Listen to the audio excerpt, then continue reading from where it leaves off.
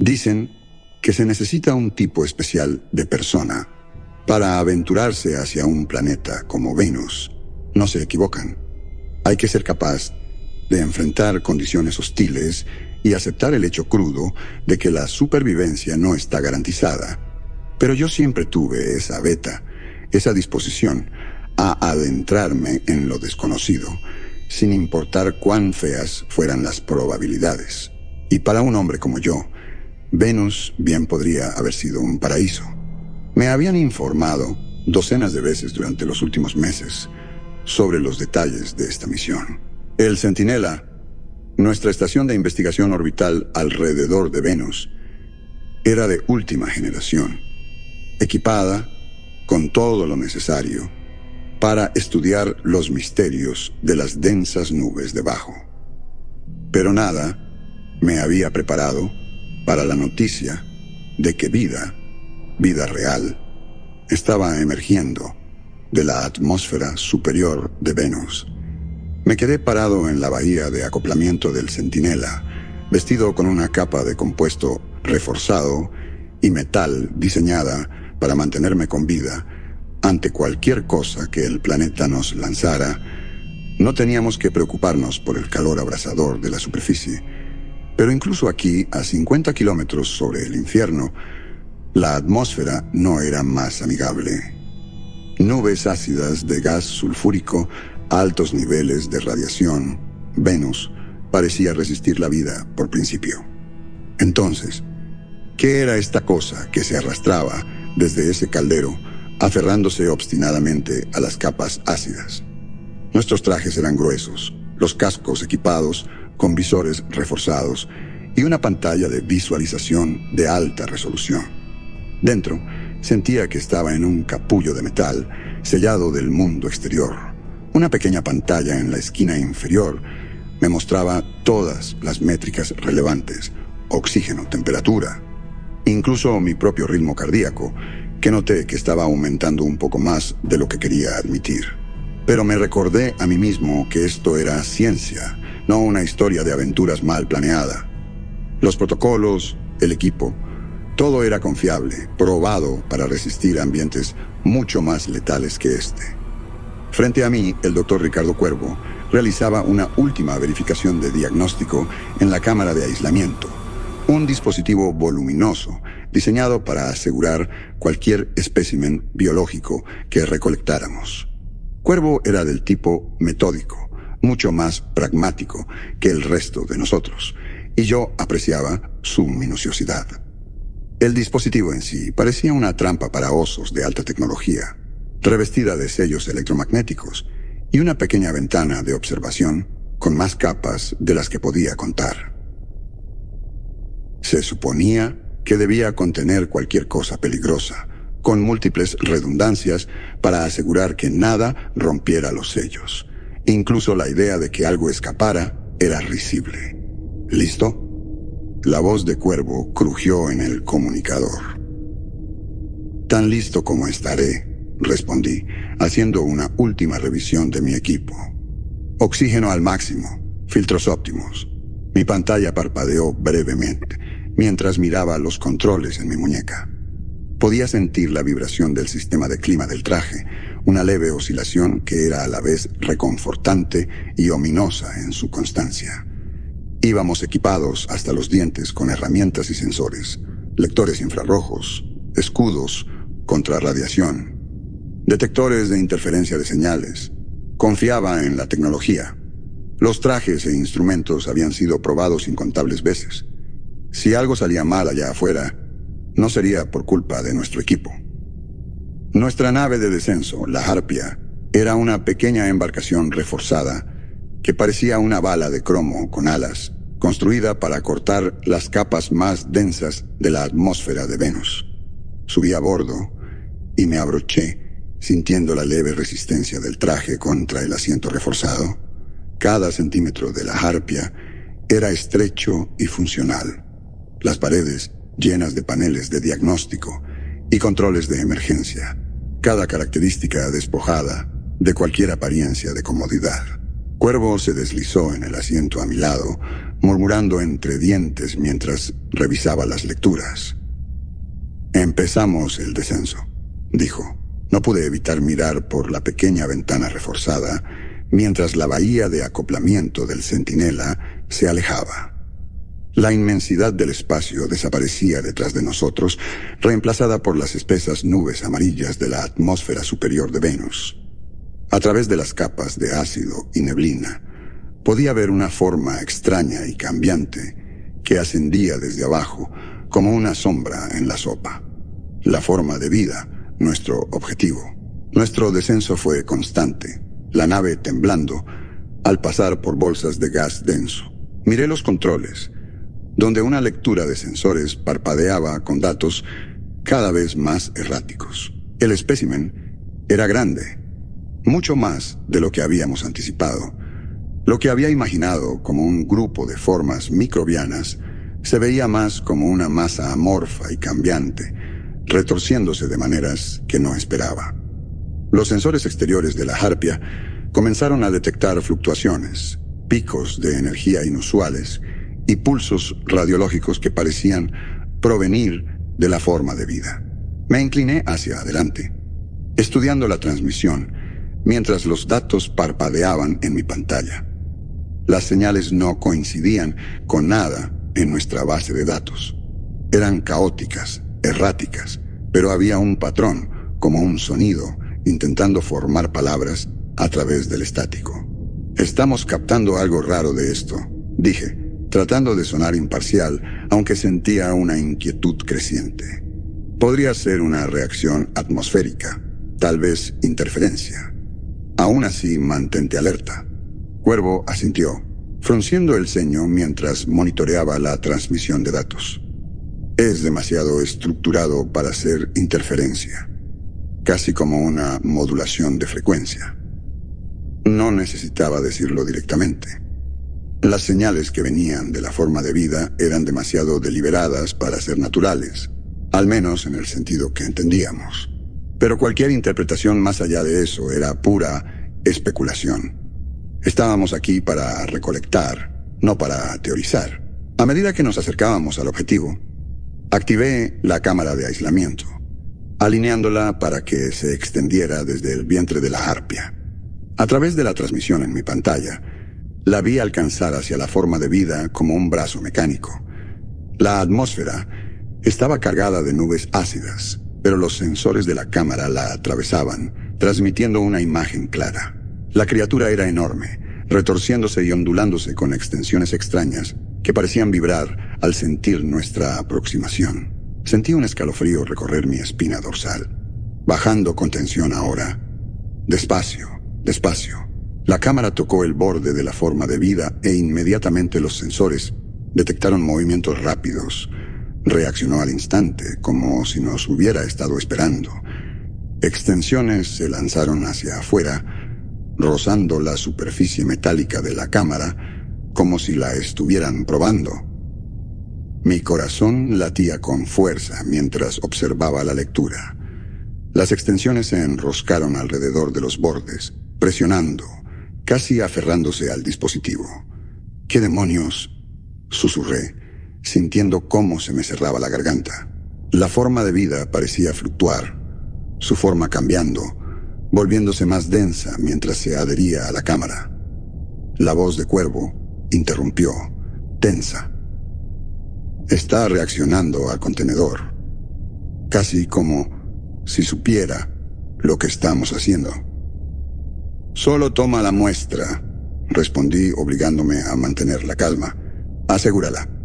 Sea lo que sea esta cosa, no nos iremos sin ella.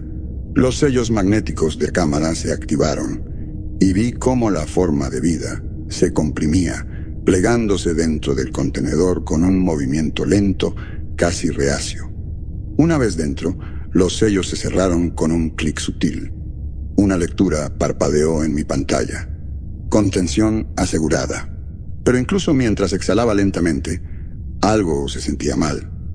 La forma de vida no luchaba, no resistía. De hecho, parecía casi dócil, como si hubiera decidido dejarnos llevarla. Activé la transmisión desde la cámara de aislamiento, observando a la criatura a través de la pequeña ventana de observación. La forma de vida se movía con lentitud, presionando contra el vidrio, como si también me estuviera observando a mí. Sacudí la cabeza, obligándome a mantener la profesionalidad. Éramos científicos. Esto era lo que habíamos venido a hacer. Mientras comenzábamos el ascenso de regreso hacia el Centinela, un zumbido casi imperceptible se filtró a través del comunicador. Intenté ajustar la configuración, pero la señal persistió. ¿Escuchas eso?, pregunté. Cuervo me miró con los ojos entrecerrados. ¿Escuchar qué? Pero vi en su rostro que él también lo había notado. El ascenso de regreso a El Centinela debería haber sido rutinario. Lo habíamos hecho docenas de veces antes. Pero esta vez sentí una tensión extraña en la cabina. La forma de vida se movía dentro de la cámara de contención, retorciéndose como si se estuviera adaptando a su nuevo confinamiento.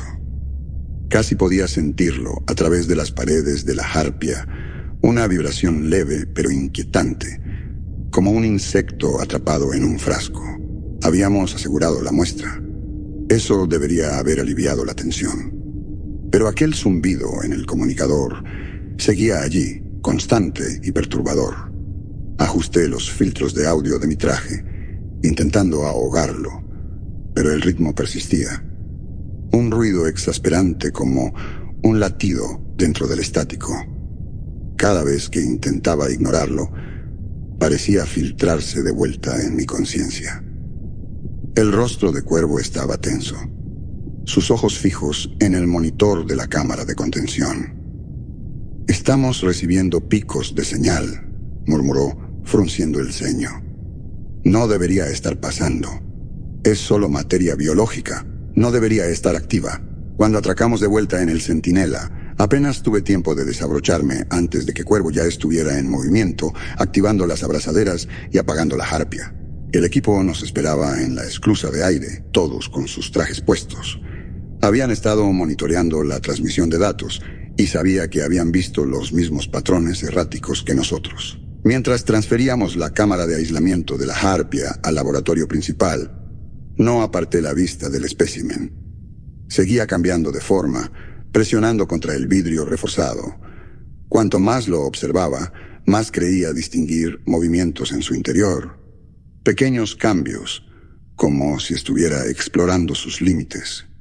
Probándolos, la doctora Marina Espinosa, nuestra bioquímica, se inclinó sobre mi hombro, su rostro iluminado por las luces blancas del laboratorio.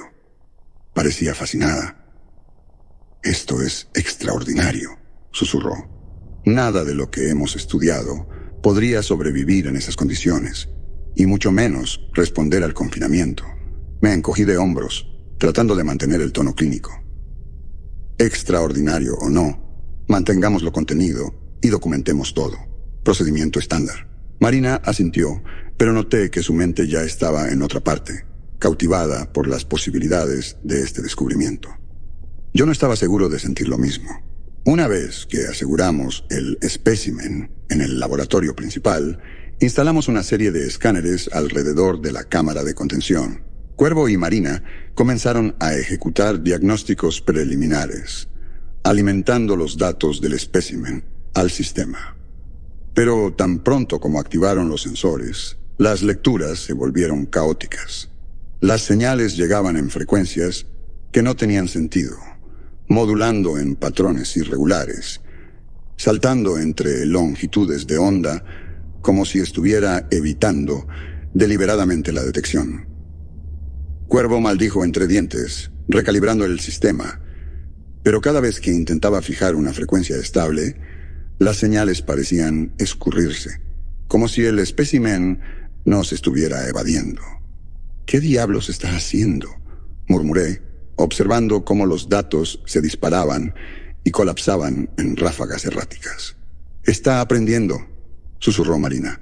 La miré, pero ella no se retractó. Sus ojos estaban clavados en el monitor, cautivados. Había una fuerte sensación de que la forma de vida nos estaba estudiando, recolectando datos, aprendiendo nuestros patrones, tal como nosotros intentábamos aprender los suyos. Entonces, a través del sistema de comunicaciones, aquel zumbido regresó. Ajusté el auricular, esforzándome por distinguir el patrón. Cuervo también lo notó, sus dedos suspendidos sobre los controles. Está emparejando frecuencias, dijo lentamente. Cada vez que intentamos escanearlo, envía algo de vuelta. Pero no es aleatorio. Mira la modulación, está calculando. Fruncí el ceño, sintiendo un escalofrío recorrer mi espina dorsal. Calculando. No era una palabra que usáramos a la ligera. Y mientras observaba cómo la señal cambiaba en respuesta a nuestros escaneos, sentí el primer verdadero golpe de miedo. Llevábamos 3 horas de análisis cuando ocurrió la primera falla. La consola de Marina emitió un pitido, mostrando un mensaje de error en rojo en la pantalla. Interferencia en el campo de contención, murmuró. El espécimen está emitiendo frecuencias de bajo rango que están interrumpiendo el campo. Esto no debería ser posible. ¿Qué quieres decir? Quiero decir que actúa como si supiera que el campo de contención está ahí, respondió. Está transmitiendo en frecuencias que interfieren específicamente con nuestro equipo. Cuervo, llamé. ¿Puedes aislar esa señal? Quiero saber exactamente con qué estamos lidiando. Cuervo asintió. Filtraba la interferencia, ajustando el rango de frecuencia hasta que la cadencia de las señales se volvió más clara. Pero a medida que el sonido se agudizaba, mi piel se erizó. Había un ritmo, algo inquietantemente cercano al habla humana. El rostro de Marina palideció mientras escuchaba. Está intentando imitarnos. La comprensión me golpeó con fuerza. Esto no era interferencia. La forma de vida se estaba adaptando, captando nuestros sistemas de comunicación, aprendiendo nuestras frecuencias. Me incliné más hacia el monitor, observando cómo la señal se transformaba en patrones cada vez más familiares. Pasaron las horas y el vidrio de la cámara de contención se empañó con condensación, como si la forma de vida estuviera reaccionando a su encierro. Presionaba contra el cristal, sus extensiones estirándose, aplanándose, casi como si buscara una salida. Tenemos que mantener esto contenido, le dije a Cuervo y Marina. Si es capaz de adaptarse a nuestros sistemas, no podemos permitir que acceda a nuestra red principal. Debemos mantenerlo aislado de nuestros canales de comunicación. Cuervo asintió, pero su expresión era tensa. Marina parecía conmocionada, sus ojos fijos en el espécimen, como si estuviera hipnotizada. De repente, una voz distorsionada y entrecortada llegó a través del comunicador. Peligro de brecha de contención inminente. Me quedé helado, mirando a Marina, quien parecía igualmente sorprendida. El mensaje provenía de nuestro sistema de comunicación interno, pero nadie más estaba en el canal. Intercambiamos una mirada y vi el mismo miedo reflejado en sus ojos. Cuervo se apresuró a revisar los sellos de contención. No se detectan brechas, murmuró, pero no entiendo cómo ese mensaje se interrumpió cuando el comunicador crepitó de nuevo. Esta vez la voz era más clara, cada palabra lenta, deliberada, escalofriantemente precisa. Peligro de brecha de contención inminente. Una fría comprensión se apoderó de mí. La forma de vida se estaba comunicando, imitándonos, intentando advertirnos, o quizás amenazarnos. No sabía qué era peor. El sueño no vino fácil después de eso. El zumbido se quedó conmigo, incluso con los ojos cerrados, como una presión creciente dentro del cráneo. En la oscuridad de mi habitación se retorcía en patrones extraños, como recuerdos fracturados, intentando resurgir. Me quedé allí mirando al techo, escuchando el leve murmullo del sistema de ventilación. La reunión matutina fue tensa. Cuervo lucía demacrado, con los ojos inyectados de sangre, y Marina no había tocado su desayuno. Nos reunimos alrededor de la consola central, observando la transmisión de la cámara de contención. La masa oscura del espécimen llenaba la ventana de observación como una niebla espesa y ondulante. Permanecía en silencio, casi como si estuviera esperando su momento, pero no duró. A mitad de la reunión, las luces se apagaron, sumergiéndonos en un resplandor rojo tenue. Todas las pantallas de la consola parpadearon y se apagaron, excepto por una única línea de texto que apareció en el monitor principal. Campo de contención desactivado. ¿Qué demonios?, murmuré con el pulso acelerado. El rostro de Cuervo perdió todo color. Eso es imposible. Verifiqué los sellos 3 veces anoche. No hay forma. Nos movimos como uno solo hacia el laboratorio. Los pasillos estaban inquietantemente silenciosos, salvo por aquel zumbido insistente. Cuando llegamos a la cámara de contención, el estómago se me hundió. La ventana de observación estaba manchada con una sustancia oscura y delgada, una película brillante adherida a la superficie. Y adentro no había nada. La forma de vida había desaparecido. ¿Dónde está?, susurró Marina con la voz temblorosa. Dio un paso hacia adelante, extendiendo la mano como para tocar el vidrio, pero la agarré del brazo y la detuve. Number podría seguir aquí, en alguna parte. Un escalofrío se instaló en mi estómago. Los pelos de mi nuca se erizaron mientras escaneaba el laboratorio. Cada sombra parecía retorcerse, viva con movimiento oculto. Revisamos cada rincón, cada grieta, pero no había rastro de ella. Ningún rastro, ningún residuo. Solo esa película aceitosa en el vidrio. Era como si se hubiera derretido a través del campo de contención y se hubiera deslizado hacia las paredes, hacia la misma estructura de la estación. Cada pocos segundos, el zumbido aumentaba, enviando temblores a través del piso metálico. Y cada vez que ocurría, veía a Cuervo estremecerse, presionando sus manos contra las sienes. Era como si el sonido se estuviera abriendo camino hacia nuestras cabezas, arraigándose, volviéndose parte de nosotros. El sistema de comunicaciones de la estación se activó. Una voz distorsionada susurró a través de los altavoces, palabras a medias y sílabas rotas, como una señal de radio intentando emular el habla. Mi nombre estaba ahí, distorsionado y mutilado, seguido por el de Marina, luego el de Cuervo. «Está en las comunicaciones», dijo Cuervo, con la voz temblorosa. Está en nuestros sistemas. Así escapó. Debió desactivar el campo de contención de forma remota. Eso es absurdo, respondí, aunque el miedo en mi voz me delataba. Es una forma de vida, una masa de materia orgánica. No hay forma de que tenga ese tipo de control, pero lo sabía mejor que nadie. Esta cosa no solo estaba reaccionando a nosotros, nos estaba entendiendo, imitándonos, usando nuestros sistemas como si fueran suyos. Y ahora, sin contención, estaba suelta en la estación, en alguna parte, en las sombras, observando, esperando. Nos separamos, dividiéndonos para revisar cada sección de la estación. Cuando llegué al almacén, un chillido agudo estalló en los comunicadores, clavándose en mis oídos. Caí de rodillas, agarrándome la cabeza, mientras el sonido taladraba mi cráneo, como un grito animal mezclado con estática.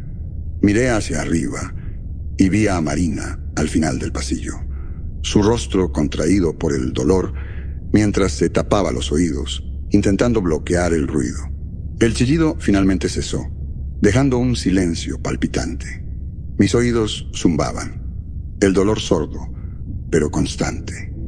Y cuando abrí los ojos, vi algo oscuro, algo húmedo y brillante, resbalando por el piso justo frente a mí. Un rastro. Lo seguí por el pasillo. El rastro conducía al depósito, un espacio sin uso lleno de equipo que no habíamos tocado en meses. Llegué a la puerta, con los dedos suspendidos sobre el panel de control, y dudé. Una sensación enfermiza se acumuló en mi estómago, pero tenía que saberlo. Presioné el código y la puerta se deslizó abierta.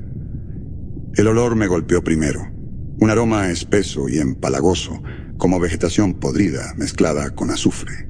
Las paredes, el piso, el techo. Todo estaba cubierto por una sustancia espesa y viscosa, una película oscura y resbaladiza que brillaba como aceite en el agua. Se aferraba a cada superficie, goteando del techo en largas extensiones que se balanceaban con un ritmo perturbador. La forma de vida se había extendido, multiplicándose, ramificándose en innumerables hilos pegajosos que se entrelazaban, aferrándose a las paredes en racimos densos. Un gemido agudo comenzó a llenar la habitación, débil al principio, pero intensificándose rápidamente, volviéndose más agudo, cortando mi cabeza como un cuchillo. Me doblé por la cintura, presionándome las orejas, pero fue inútil. El sonido estaba en todas partes, dentro de mi cráneo, erosionando mis pensamientos. Marina tropezó hacia la habitación detrás de mí, sus ojos abiertos por el horror mientras absorbía la escena. «Se está multiplicando», susurró con la voz ahogada. Tenía razón. La forma de vida se reproducía, creando más de sí misma, una red intrincada de formas serpenteantes que parecían expandirse por segundos. La baba negra y espesa rezumaba por las paredes, acumulándose en charcos en el piso, y podía ver formas tenues moviéndose dentro de ella, cambiando al ritmo del zumbido. Entonces, los comunicadores cobraron vida de nuevo, llenando el aire con una voz distorsionada y entrecortada. Ya no era un zumbido, eran palabras, o algo cercano a ellas. El sonido era profundo, gutural, como una criatura esforzándose por formar palabras humanas. Apenas podía distinguirlo, pero la intención era clara. Ustedes escucharán. Las palabras enviaron una sacudida de miedo a través de mí. Esta cosa no se estaba extendiendo sin pensar. Era consciente. Y se estaba comunicando. La voz de Cuervo crujió en mi auricular, frenética. Estoy perdiendo el control de los sistemas de la estación. La forma de vida está anulando todo. Comunicaciones, energía, soporte vital. Está en todas partes. Las luces se atenuaron de nuevo. Y esta vez no volvieron. Nos sumergimos en una oscuridad casi total, salvo por el tenue resplandor de las luces de emergencia, reflejándose en las paredes cubiertas de baba, bañando todo en un tono enfermizo y fantasmal. Sentí cómo se me cerraba el pecho mientras la temperatura caía, un frío instalándose en el aire. «Tenemos que detenerla», dijo Marina con la voz temblorosa. «Si llega a los sistemas principales, podría...» No terminó la frase, pero supe lo que pensaba. Si la forma de vida tomaba el control total de la estación, podía convertirla en lo que quisiera. En la oscuridad, podía ver las formas arrastrándose por el piso, extendiéndose hacia nosotros, avanzando lentamente pero con persistencia, dejando un rastro de residuo brillante a su paso. Retrocedí, llevándome a Marina conmigo, con el corazón golpeándome la garganta. Teníamos que contenerla de alguna manera. Otro chillido agudo desgarró el aire, más cortante y fuerte que antes. Caí al suelo, agarrándome la cabeza mientras el sonido me desgarraba, mi visión nublándose por el dolor. Escuché el grito de Marina a mi lado, pero se perdió en el ruido, ahogado por el chillido penetrante. Me obligué a mirar hacia arriba, con los ojos llorosos por el dolor, y vi la forma de vida retorciéndose, agitándose como si respondiera a nuestra presencia. El chillido cesó, reemplazado por ese zumbido horrible, más fuerte que nunca. Y entonces, los comunicadores crepitaron. La voz distorsionada llenó la habitación una vez más. Ustedes nos trajeron aquí. Nos tambaleamos hacia atrás, apenas capaces de procesar lo que acabábamos de ver. La forma de vida había convertido el depósito en una colmena retorcida, una masa de tejido serpenteante que se movía con una conciencia inquietante. Ya no era un espécimen, era una presencia, una entidad que se había incrustado en el marco de la estación. Para cuando nos reagrupamos, era evidente que habíamos perdido el control de la estación. La red de la forma de vida se había extendido desde el depósito, serpenteando por cada corredor y conducto de ventilación, incluso infiltrándose en las paredes para invadir los sistemas centrales. Una baba espesa y viscosa cubría cada superficie, y el aire estaba cargado con ese olor podrido a azufre, sofocante y antinatural. Estaba en todas partes ahora, casi viva en las paredes, vibrando, alcanzando. El zumbido se había transformado también. Lo que antes era un pulso constante se había convertido en un ritmo distorsionado, casi hablado, cada latido deformado, rozando el lenguaje. Ya no se sentía como un ataque. Había un patrón que insinuaba algo más allá de la destrucción sin sentido. Pero incluso, mientras intentaba convencerme de eso, el puro horror de la situación hacía difícil pensar con claridad. «Marina, Cuervo», susurré a través del comunicador, apenas capaz de apartar la vista de lo que teníamos frente a nosotros. «Tenemos que salir de aquí. No queda nada que estudiar. Necesitamos abandonar el Centinela antes de que esta cosa consuma todo». Pero Cuervo, con el rostro pálido bajo las luces de emergencia, solo sacudió la cabeza. «Míralo», murmuró. «No está intentando matarnos. Creo que está intentando aprender». Mientras avanzábamos sigilosamente por el corredor principal hacia las cápsulas de escape, el zumbido sonaba casi como un canto lastimero ahora. Estaba estratificado, distorsionado, y sentí un vuelco en el estómago al darme cuenta de que podía distinguir palabras o fragmentos de palabras mezclados con el ruido distorsionado, ecos de nuestras propias voces, nombres y órdenes, que debió haber captado durante nuestros intentos frenéticos por contenerla. No era un ataque, era mímica. Como si nos sintiera, el organismo comenzó a retraerse, alejándose de las paredes y convergiendo al final del corredor. Observamos en silencio, horrorizado, cómo la masa se reunía, cambiando y enrollándose hasta formar algo que se asemejaba a una figura. 2 brazos alargados, un torso deforme, un rostro que no era más que un parche deformado de baba oscura con hendiduras donde deberían estar los ojos y la boca. Era espantoso, retorcido, y apenas lograba mantener la forma, su piel burbujeando y cambiando como si luchara por sostenerse. Y sin embargo, había una familiaridad perturbadora, como si estuviera intentando parecer humana. «Marina», escuché que Cuervo susurraba, su voz temblorosa. «¿Lo ves? Está intentando parecerse a nosotros». Me obligué a mantener la calma, pero mis manos temblaban. La criatura se balanceaba levemente, inclinando la cabeza en una grotesca imitación de curiosidad. Di un paso adelante, con el corazón martillándome el pecho, y la criatura giró la cabeza, siguiendo mi movimiento con esos huecos oscuros que simulaban ojos. «¿Puedes entendernos?», pregunté. La boca de la criatura se retorció, abriéndose mientras intentaba imitar una respuesta. Emitió un sonido gutural y entrecortado, una imitación rota del habla. Luego cambió, la forma de su cabeza temblando, como si luchara por recordar algo. Y finalmente, con una voz que sonaba como 1000 susurros superpuestos, logró una sola palabra distorsionada. «Ayuda». La palabra me atravesó, una extraña mezcla desgarradora de lástima y horror. Sentí como mi mente daba vueltas mientras procesaba lo que estaba pidiendo. Ayuda. Esta cosa, esta monstruosidad, estaba pidiendo ayuda. Su forma seguía distorsionándose, partes de ella burbujeando fuera de lugar, reformándose, desintegrándose otra vez.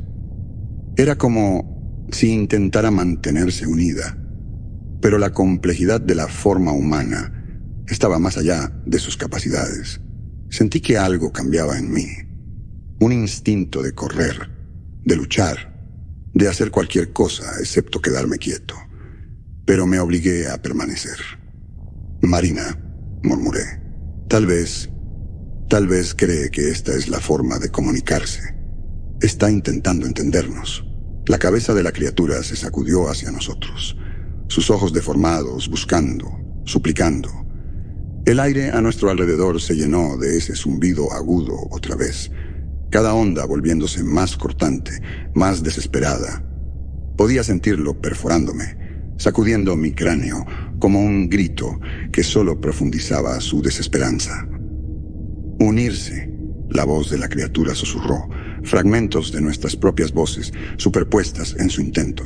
Unirse a ustedes.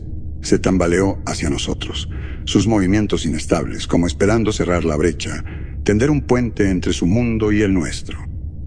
Los brazos se extendieron hacia adelante, temblando, como si quisiera tocar, sentir, conectar. Pero incluso con toda mi lástima, no pude moverme. No podía dejar que me tocara. La visión era demasiado grotesca, demasiado completamente errónea. Se detuvo, los brazos temblando, esperando. Y luego, como si sintiera el rechazo, la criatura dejó caer sus brazos, colapsando de vuelta en las sombras. Su cuerpo se retorció y onduló mientras se hundía contra la pared. El zumbido se suavizó, casi como un suspiro, y se encogió sobre sí misma, derrotada. Sentí un vacío en el pecho, el horror mezclándose con una lástima tan aguda que dolía. Esta cosa, fuera lo que fuese, solo había querido entendernos, ser parte de nosotros, pero nunca pertenecería. Nos apresuramos hacia las cápsulas de escape, cada paso imbuido con el último intento de la forma de vida por alcanzarnos. No había atacado, no había intentado destruirnos, solo había intentado entendernos, convertirse en algo que nunca podría ser.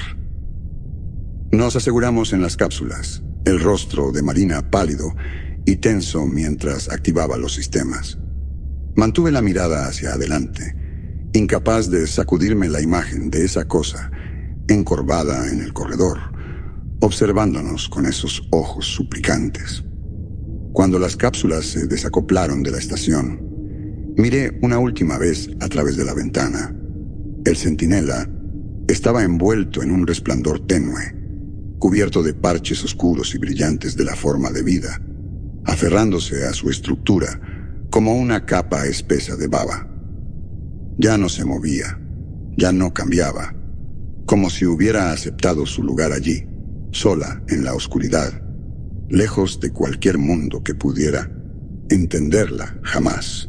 Mientras nos alejábamos, el zumbido se desvaneció, reemplazado por el silencio del espacio. Me recosté, intentando dejar atrás el horror, pero un sonido familiar crepitó en los comunicadores de la cápsula. Unirse a ustedes. La señal se desvaneció y sentí un vacío instalarse en mi pecho. Las habíamos dejado atrás, sola en la oscuridad, con nada más que fragmentos de voces humanas haciendo eco en su mente. Una criatura siempre intentando entender, alcanzarnos, pero condenada a permanecer afuera, rechazada, una sombra retorcida de la imagen de la humanidad. Al final, no fue la forma de vida lo que me persiguió. Fue el saber que nos habíamos cruzado con algo que no había querido nada más que conectar, y le habíamos dado la espalda, dejándola a la deriva, incomprendida y abandonada, siempre alcanzando hacia el vacío. Era un destino peor que la muerte. Y mientras las estrellas pasaban borrosas, no pude evitar preguntarme si realmente habíamos escapado, o si, de alguna manera extraña y retorcida, finalmente se había unido a nosotros. Point. El viaje de regreso a la Tierra pasó en un borrón, los meses mezclándose en la oscuridad del espacio. Permanecimos en silencio la mayor parte del tiempo, cada uno cargando con el peso de los eventos en el centinela, atormentados por los recuerdos de la forma de vida que habíamos dejado atrás. No recuerdo sentir alivio por regresar a casa, solo vacío, como si una parte de mí se hubiera quedado flotando en el frío silencio del espacio junto a esa criatura.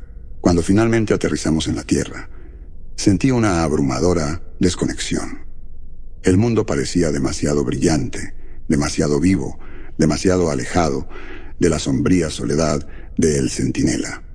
Los oficiales y científicos de la Tierra nos recibieron con la misma profesionalidad distante que una vez valoré en mí mismo.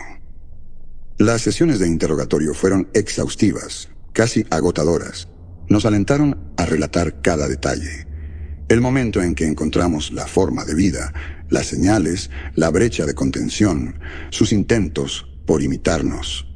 Cada palabra salió de mi boca seca y mecánica, como si estuviera contando la pesadilla de alguien más. Nos mantuvieron en aislamiento durante semanas después del interrogatorio inicial, bajo el pretexto de monitorear cualquier signo de contaminación. Pero estaba claro que no entendían realmente lo que habíamos encontrado. Después del periodo de cuarentena, finalmente nos dieron licencia extendida. 1 año libre, más tiempo del que jamás había tenido lejos del deber. Algunos de nosotros lo pasamos en terapia, otros en soledad. Intenté dejarlo atrás, enterrar el recuerdo de esa masa oscura y cambiante, y sus palabras inquietantes. Pero no importa cuán lejos corriera, aún podía sentir su presencia acechando en mi mente, como una sombra no deseada. Cuando el año terminó, me dieron una nueva asignación, de vuelta en órbita, esta vez a bordo de la Estación Espacial Internacional.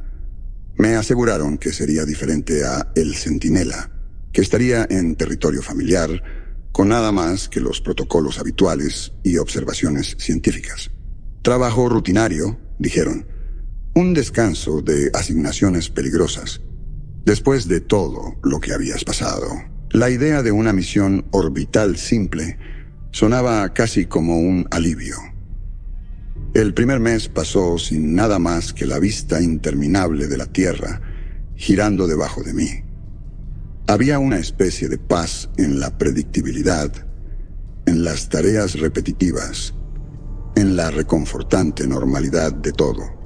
Me permití creer que los eventos de El Centinela finalmente quedaban atrás, encerrados en las profundidades del espacio donde pertenecían. Una noche, mientras realizaba una verificación de rutina de los sistemas, un leve pitido sonó en el sistema de comunicaciones. Solo una transmisión perdida, pensé, interferencia. Continué con mi trabajo, ignorando el ocasional crepitó estático que atravesaba la red interna de la estación. Unirse a ustedes. Me congelé, con la mano suspendida sobre la consola. Un frío terror llenó mi pecho. Las palabras resonaron en mi mente, cada sílaba como una descarga eléctrica, desbloqueando recuerdos que había enterrado profundamente, recuerdos que quería olvidar. Mi corazón se aceleró mientras intentaba descartarlo, convencerme de que era un error, interferencia de otro satélite, una mala lectura.